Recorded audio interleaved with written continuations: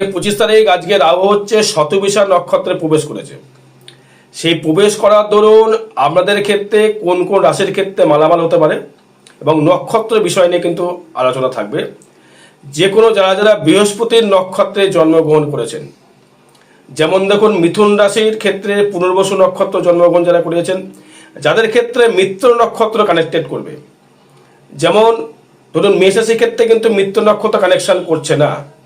মৃগশিরার ক্ষেত্রেও যদি আসি, যদি কুম্ভ রাশি যদি আসে, মৃগশিরা নক্ষত্র যদি আসি, তাহলে কিন্তু আপনার ক্ষেত্রে সম্পদ আপনি পেতে পারেন, অর্থ রোজগার বা মালামাল পেতে পারেন, যেহেতু রাহু সম্পদ নক্ষত্রে গমন করছে। তার মানে কোন কোন রাশি ক্ষেত্রে পাচ্ছেন? মৃগশিরা নক্ষত্র, বিশ্বরাশি বা বিশ্বলগ্ন মৃগশিরা নক্ষত্র তার থেকে ভালো ফল পাবেন, বা মিথুন রাশি মৃগশিরা নক্ষত্র থেকে ভালো ফল পাবেন, মিথুন রাশি পুনর্বসু নক্ষত্র থেকে ভালো ফল পাবেন।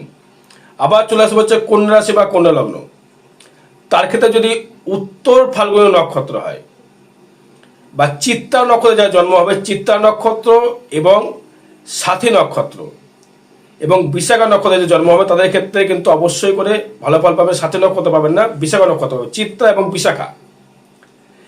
এবং বৃশ্চিক রাশির ক্ষেত্রেও কিন্তু বিশাখা নক্ষত্র অবশ্যই শুভ ফল পাবেন। তুলা রাশির ক্ষেত্রে বিশাখা অবশ্যই ভালো ফল পাবেন। এবং আবার চলে যাবে হচ্ছে কুম্ভ রাশি, ধনিষ্ঠা নক্ষত্র, তারা কিন্তু শুভ ফল পাবেন।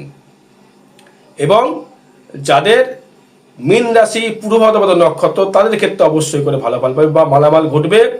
অর্থনৈতিক বলুন, বিজনেস বলুন, কর্ম বলুন, সর্বস্ব বিষয়ে কিন্তু ডেভেলপমেন্ট আপনার ক্ষেত্রে ঘটতে পারে। সেটি হচ্ছে আপনার এই রাহুর শতবিশা নক্ষত্রে আবার প্রবেশ করলো আজকে 25 তারিখ 25 নভেম্বর 2025। এই রাশিগুলোর ক্ষেত্রে ভালো ফল দেবে এবং আদারওয়াইজ কার কার ক্ষেত্রে শুভ ফল দেবে না দেবে সেটা আমরা জন্মছক বিচার করে বিশ্লেষণ করে দেখতে হবে। জয় মাতারা, জয় গুরু বামদেব।